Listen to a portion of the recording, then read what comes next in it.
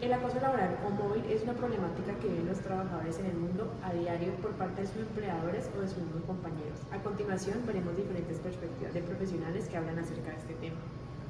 Estamos las entrevistadoras, mi compañera Noelia Franco y yo, Natalia Grisales, con la doctora Silvia Sandoval de la Universidad Libre. Bueno, vamos a empezar con la primera pregunta. Desde su experiencia, ¿cómo afecta el acoso laboral la salud mental y emocional de los individuos que a diario con este caso?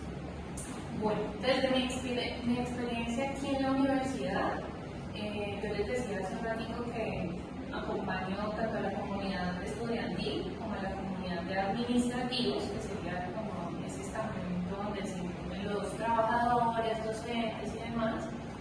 He tenido la oportunidad de acompañar algunos casos, porque bueno, como todo espacio laboral se han dado, se han presentado situaciones de acoso.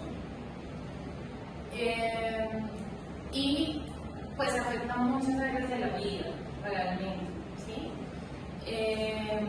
Esas afectaciones se ven reflejadas principalmente en el desempeño, obviamente, de la persona, ¿sí? Hay una disminución de la concentración, una disminución en la capacidad de resolver problemas, ¿sí? ¿Por qué? Porque pues están en un contexto amenazante para la persona, ¿sí?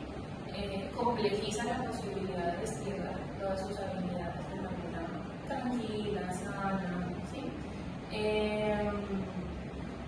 Digamos que ahí confluyen como muchas áreas, no solamente la parte de la dinámica laboral, sino los recursos de afrontamiento cuando se encuentra cada persona, que eso puede complejizar muchísimo más la afectación de la experiencia de acoso, o incluso, dependiendo de los recursos de afrontamiento, puede ser algo que la persona pueda resolver también de una forma como más pragmática, sin dejar que eso la afecte. Entonces, como que concluyen muchos factores, ¿sí? Del ambiente, pero también internos, ¿sí?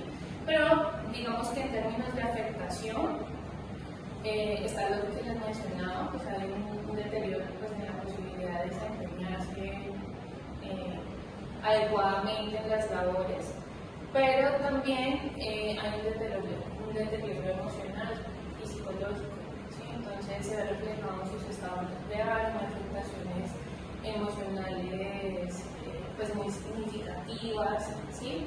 Se presentan estados de depresión, cuadros de depresión mayor incluso, ¿sí?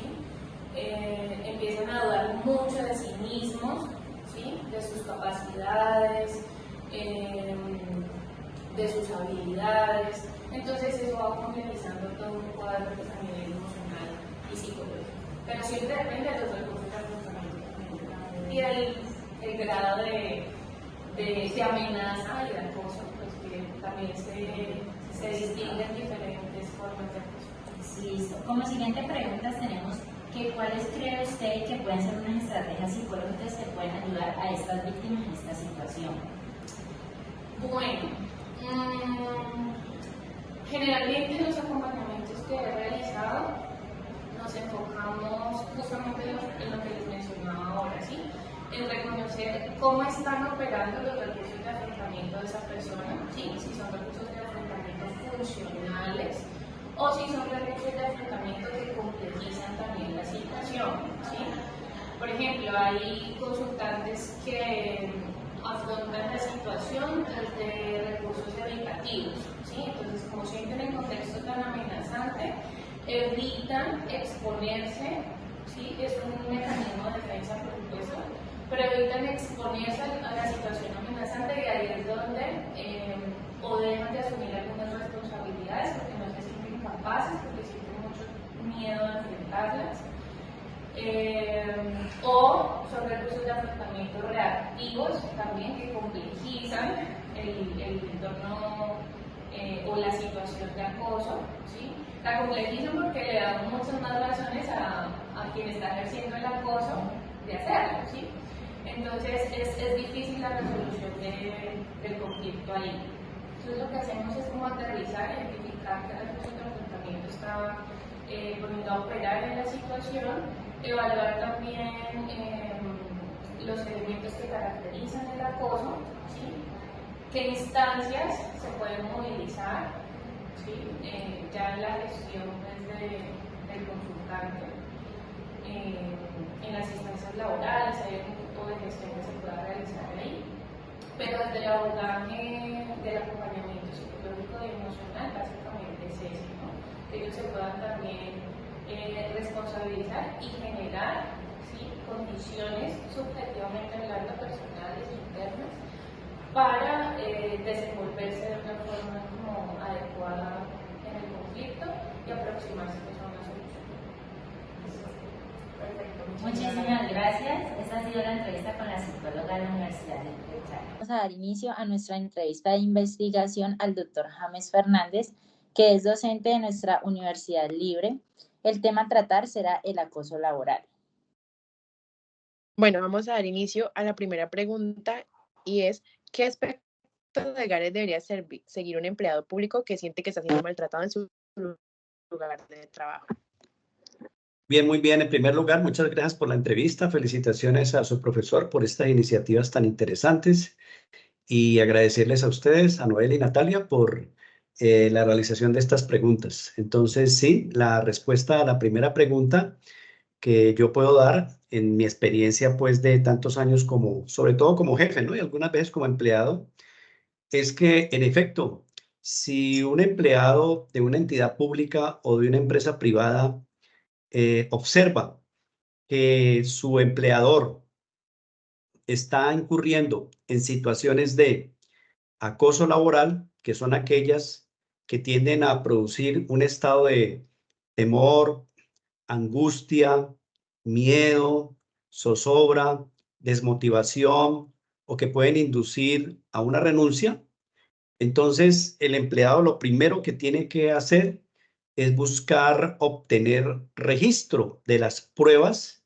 con las cuales pueda acreditar que hay esa situación de acoso laboral. Y entre esas pruebas se encuentran los testimonios. Si, digamos, hay un testimonio cerca, etcétera, entonces poder, digamos, obtener de esa persona esa prueba, eventualmente las grabaciones, es decir, todos los medios de prueba que pueda, digamos, después ser contrastados por una autoridad a efectos de determinar la realidad de los hechos. En primer lugar, la persona tiene que asegurarse de eso. En segundo lugar, pues naturalmente, ¿no? Que uno puede reconvenir al superior a que cese esa conducta o a que manifieste una disculpa por la misma, pero si no hay posibilidad en ese momento de conciliar el conflicto, entonces hay que acudir ya en primer lugar, a las instancias internas. Las entidades públicas tienen una oficina que se llama la Oficina de Control Interno y las empresas tienen también su oficina de control disciplinario. Entonces, la persona afectada puede de inmediato acudir a una de esas oficinas a fin de erradicar una queja que ojalá sea por escrito. Y de acuerdo a las reglas de la petición verbal, pues también puede hacerlo verbalmente y la persona que recibe la queja tiene el deber de tramitarla o de recepcionarla por escrito, convertirla en un escrito. Hecho esto, entonces le corresponderá a la respectiva autoridad llamar pues al empleador a quien han proferido el acoso a efectos de que declare y se manifieste sobre las pruebas que se le presentan. Para finalmente, ya después de haberse surtido ese procedimiento, entonces la autoridad ya tendrá la facultad de tomar decisiones ya de fondo, porque eso de todas maneras, según la ley 1010 del 2006, se sigue un debido proceso, un procedimiento que está muy, pero muy reglado. Es de esas leyes que más reglamentación tienen en cuanto al debido proceso. Esas son las, digamos, lo que tiene que hacer un empleado que sea objeto de acoso laboral en cualquier manifestación, un maltrato, una palabra soez, una injuria, una humillación delante de los otros compañeros, recibir afirmaciones sobre su modo de vestir, su aspecto físico, etcétera. Todo lo que pueda constituir una afectación del gran principio sagrado de la dignidad. Muy bien. Listo, doctor, muchísimas gracias. Como segunda pregunta tenemos, ¿qué papel juegan las entidades gubernamentales en la prevención y sanción del acoso laboral? Juegan un papel muy importante porque esta ley precisamente se crea en virtud de la situación de muchos empleados en que se encontraban inermes frente a agresiones o presiones de sus empleadores. Y digamos, entre las entidades a las cuales gubernamentales que pueden interactuar a efectos de, pueden actuar para tres cosas. Primero, para prevenir el acoso laboral, haciendo inspecciones, como lo hacen las inspecciones de trabajo, en la sede de las empresas o de las entidades públicas, examinando los reglamentos de trabajo si están actualizados conforme a las leyes de acoso laboral. Pero también hay actividades correctivas y también hay actividades sancionatorias. Entonces, entre las actividades correctivas y sancionatorias, ahí también puede intervenir inclusive la Superintendencia de Industria y Comercio en el caso de las empresas privadas. Y en el caso de las actividades sancionatorias, tanto los inspectores de trabajo como también inclusive la Fiscalía. Si el asunto puede llegar a constituir la comisión de un delito, puede la Fiscalía intervenir. Y si, digamos, en el orden interno no se logra ese tipo de intervenciones, pues, digamos, al empleado lo que le corresponde es presentar las respectivas acciones, entre las cuales se encuentra la acción de tutela o también las acciones ordinarias. Y si en el orden interno colombiano tampoco hay lugar a solución de su situación, que es poco probable en este tipo de casos, pues la persona puede acudir también ante las instancias como la Comisión Interamericana de Derechos Humanos para presentar una respectiva queja. Es decir, que hay todo un entramado de autoridades que pueden proteger al empleado que es objeto de acoso laboral. Perfecto, doctor. Entonces vamos a dar a la tercera pregunta. Y es que en su vida profesional, ¿ha tenido alguna experiencia con una demanda relacionada al acoso laboral? De ser así, ¿podría contarnos cómo fue ese proceso? No, en mi vida profesional, yo alguna vez padecí acoso laboral. Me acuerdo, yo trabajaba en la Universidad Santiago de Cali, era director de un programa y un directivo delante de más o menos 150 personas me llamó la atención de modo, digamos, peyorativo, porque yo había suscrito un convenio con Cine Colombia para efectos de vincular esa empresa tan importante a la universidad en ese entonces. Y pues yo al otro día presenté mi renuncia, pasaron los años y esa persona que cometió la situación, naturalmente, ¿no? Yo radiqué mi queja. Pasaron los años y esa persona después se vio en situación de estar, lo sacaron de esa universidad, quedó sin empleo. Y adivine quién le ayudó a vincularlo a otra institución, no universidad, pero hacia otra institución. Pues yo, porque uno hacia el pasado en últimas tiene que perdonar, porque si uno se queda con ese rencor en el corazón, eso no es bueno. Uno presenta su queja, a veces lo que tiene que hacer que es presentar su queja, pero ya dejar eso allí porque esas páginas dolorosas en la vida de uno no son buenas, no permiten crecer, no permiten ser feliz. Y como ustedes saben, pues yo soy un cultor de eso de la felicidad.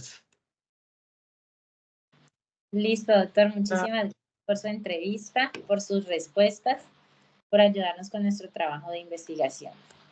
Bueno, con mucho gusto y muchas felicitaciones por esa entrevista tan formidable que han realizado. Espero que les vaya muy bien. Muchísimas gracias. Bueno, muchas felicidades. Que estén muy Chao. bien. Hasta luego. Chao.